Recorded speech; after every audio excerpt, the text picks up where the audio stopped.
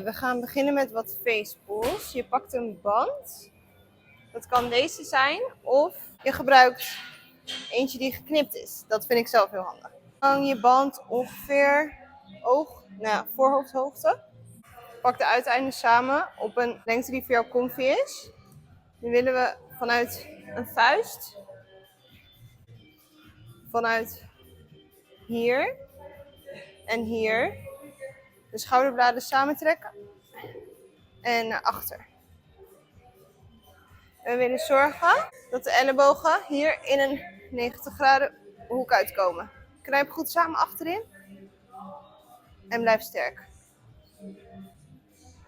Oké, we gaan over naar de bar. Voor de eerste keer. Wat we gaan doen is een active hold. We hebben al een paar keer een hollow hold gezien. Dit is eigenlijk hetzelfde principe. Hollow hold op de grond, maar dan hollow hold hangend. Dus we trainen dezelfde bewegingspatronen, maar vanuit een andere hoek. Waar we op gaan letten. Wij gaan als de stang is, gaan we onze duim onder de stang plaatsen. Niet zo, maar zo. En wat we gaan proberen is altijd onze pols een stukje naar binnen te draaien. Dat betekent dat je niet hier hangt, maar hier hangt. Als je ze naar binnen draait, krijg je hier veel meer kracht en activiteit. Maar hier ook. Zie je dat verschil? Hier ben je eigenlijk relaxed. En dan draai je in. Gebruik je dit, dit en dit bij. Dus we pakken de stang altijd zo vast. We gaan onze ribben naar beneden duwen. Navel intrekken naar je toe. Een kleine anterior tilt in het bekken. Niet te ver. Span je glutes aan, span je benen aan en hou je voeten samen. Dit doen we hangend. Nu, wanneer we hangen, als we helemaal loslaten, dan gaan we zo hangen. Dit is een shrug, hier hebben we het over gehad. Waar we op willen letten met een active hang, dit is een dead hang. Wij gaan naar een active hang. Dat betekent dat we depression gaan creëren in de schouders. Nu, wat belangrijk is, welke spiergroep initieert deze beweging? Je doet dit niet vanuit je handen, je doet dit niet vanuit je ellebogen. Je ellebogen en je armen blijven gestrekt, altijd. Of je nou hier bent of hier. We gaan zien dat dat lastig is. Dus wat initieert die beweging naar beneden? Dit gedeelte hier. Dus denk eigenlijk dat je vanuit het gedeelte om je oksels je schouders naar beneden duwt. Dit is los, normaal, active, depression. Serratus anterior, dat is part of your core. Die loopt hier dwars. Doordat je core aanspant, staat die ook strak. Dat brengt je core samen. Vanuit die spier en de rugspieren hier, de lats, ga je je schouder naar beneden duwen. Wanneer je dit doet en dit vaker gaat oefenen, voel je dus een compressie van de ribben, de core en de lats en je krijgt je schouders laag. Dit is basically de active hold. Dus we zijn hier in onze hollow hold. We gaan active naar beneden. Je moet er rekening mee houden dat waarschijnlijk je schouderbladen zijn niet gewend om in alle 4 bewegingen bewust te bewegen. Dus dat moeten we ze aanleren en dat kost tijd en kracht. Daarom kost het nog meer tijd. Daarnaast is het voornamelijk een oefening voor core. Het is namelijk een hollow hold, maar dan op de stang. Dus al die dingen gaan samenkomen. Let erop dat als je hangt, dat je je voeten niet achter je hebt, maar een stukje voor je hebt. Zodat je meer naar deze houding gaat dan naar deze houding. Dit is je dead hang. Nu gaan we naar een active hang. En we houden vast, spannen de core aan. Breng de voet iets naar voren. Hou je armen sterk. Laat ze niet inkepen hier, maar hou ze hier. Je mag er altijd aan denken dat je je pink, als het ware, naar buiten duwt. Dan krijg je een sterkere grip van. Dead hang naar active. En hold. Zorg dat je niet hier bent. Of hier met je rug.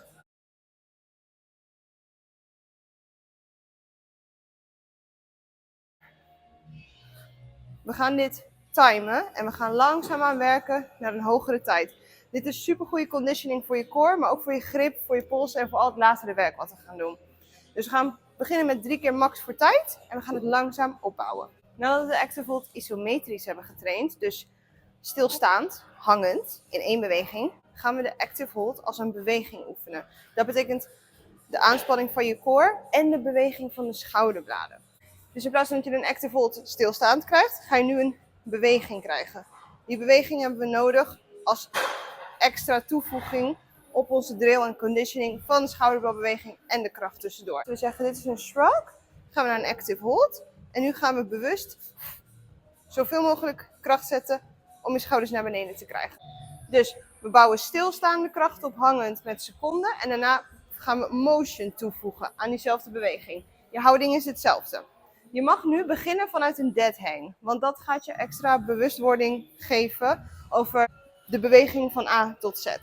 Als je wat gevorderder bent en naarmate de tijd verstrijkt, hoef je niet constant te beginnen vanuit een dead hang. Een dead hang is wel heel fijn om je rug af en toe te strekken en het is goed om je polskracht te conditionen. Dus het mag zeker. We hebben onze active hold gehad. Duw je schouders naar beneden, hoppa en omlaag. Je hoeft niet helemaal terug, zoals ik zei, mag wel.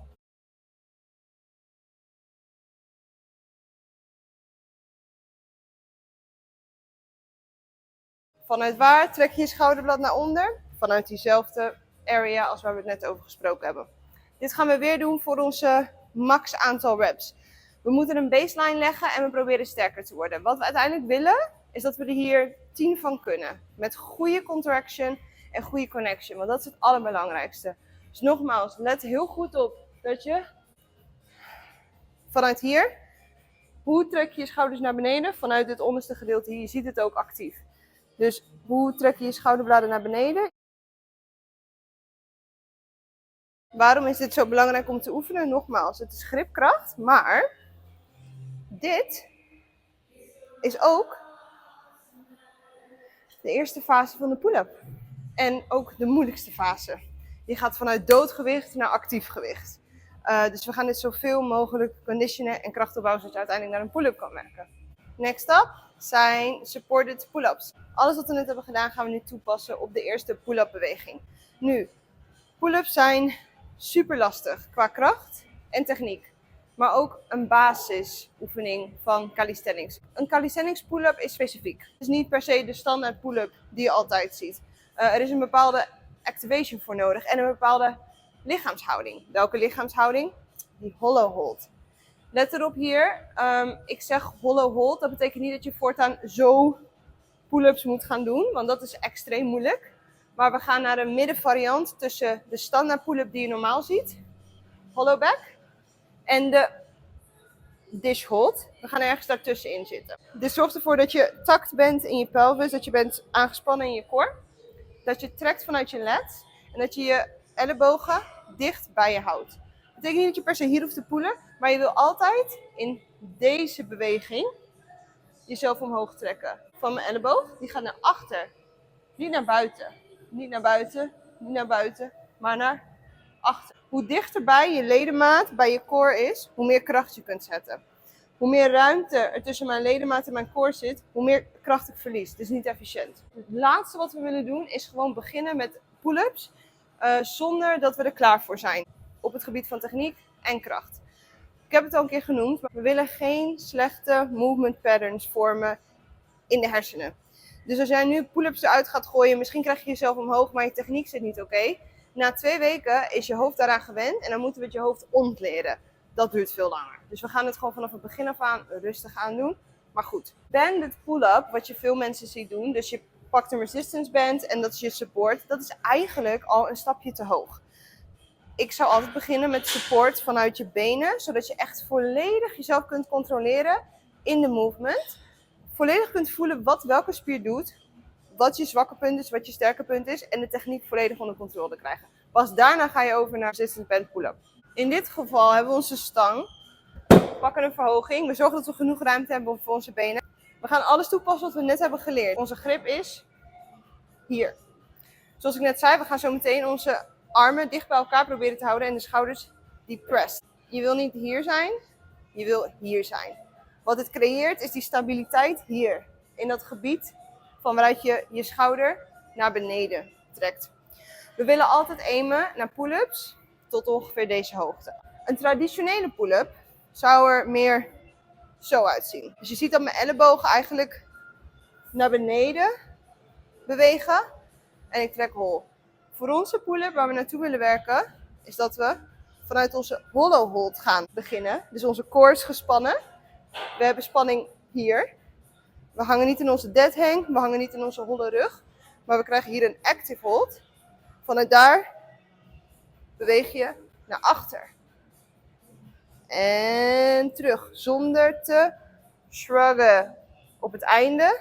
En zonder te shruggen hier. Dit willen we niet zien. We willen ons constant laag houden. Dat laag houden van je schouders, trekken vanuit je lats en tegelijk je core engaged houden, vergt superveel kracht.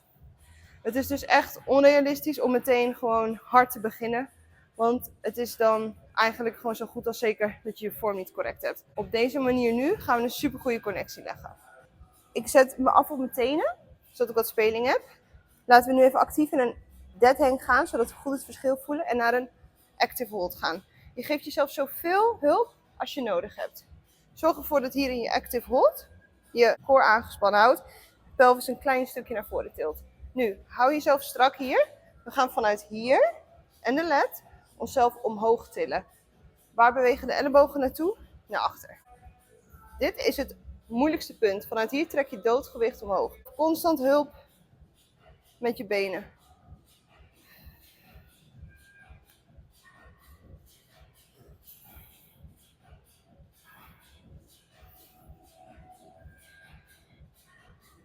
Let er ook hier weer op dat je denkt aan het uitduwen van je pinky. Dat helpt echt met kracht zetten. Waar we naartoe werken zijn 8 herhalingen ongeveer. 8 herhalingen met engagement. Next up zijn rows. Eigenlijk is het een horizontale pull-up wat we gaan doen.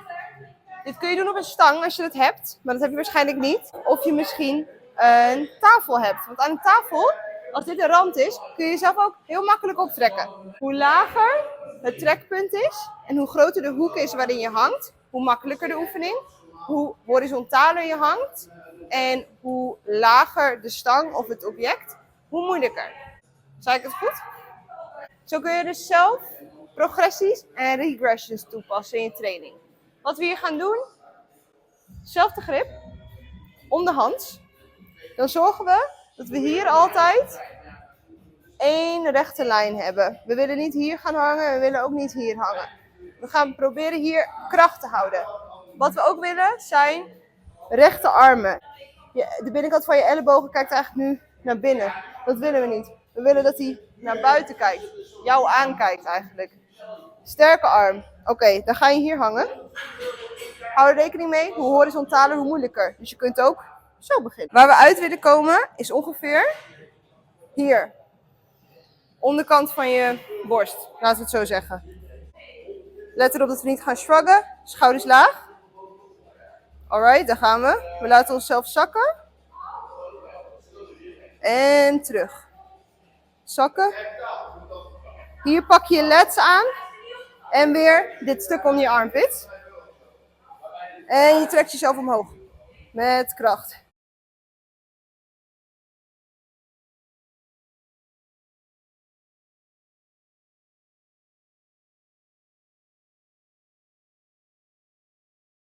Bij deze oefening gaan we voor volume. Dus het volume wat we nog niet kunnen behalen in een pull-up, omdat we nog niet sterk genoeg zijn, dat gaan we ondersteunen met volume vanuit andere oefeningen, als de zware oefeningen. Een row is een super goede oefening om rugkracht op te bouwen, zonder de hoge intensiteit van een pull-up. Gaan we 3 keer doen, 3 keer max. Probeer op te bouwen. We willen uiteindelijk hier 8 tot 12 reps van kunnen. Let erop, als je 8 tot 12 reps met goede techniek, goede engagement en activiteit kunt. Als je het moeilijker wil maken, je hoeft niet per se meer reps te doen. We kunnen ook het object verlagen en we kunnen ook vanuit volledig horizontaal gaan pullen. Laatste wat we gaan doen voor meer pullvolume zijn negative pull-ups. Wat we nu weer willen is een verhoging, een decent verhoging onder de stang van waaruit je pullt. En we gaan ons nu niet focussen op de fase waarin je omhoog gaat, maar op de fase waarin je terug naar beneden gaat. En dat gaan we gecontroleerd doen. Ik ga mijn voeten gebruiken als ondersteuning. Het liefste heb je natuurlijk een hoger object. Als je een hoog object hieronder hebt en je kan net niet bij de stang, mag je er in theorie op springen. Zolang je jezelf maar langzaam kunt loweren. Je kunt weer een active hold. Gaan we omhoog. Dit is nu het startpunt. We bereiden ons voor. We houden onze ellebogen dicht bij ons en naar achter. Core ingetrokken. En nu gaan we onszelf Zo langzaam mogelijk. Terwijl we kracht zetten hier en hier op de led. En de schouders gedepressed houden. Gaan we zo langzaam mogelijk naar beneden. Tot full extension. Maar niet tot dead hang. Terug omhoog. En herhalen. Zo langzaam mogelijk.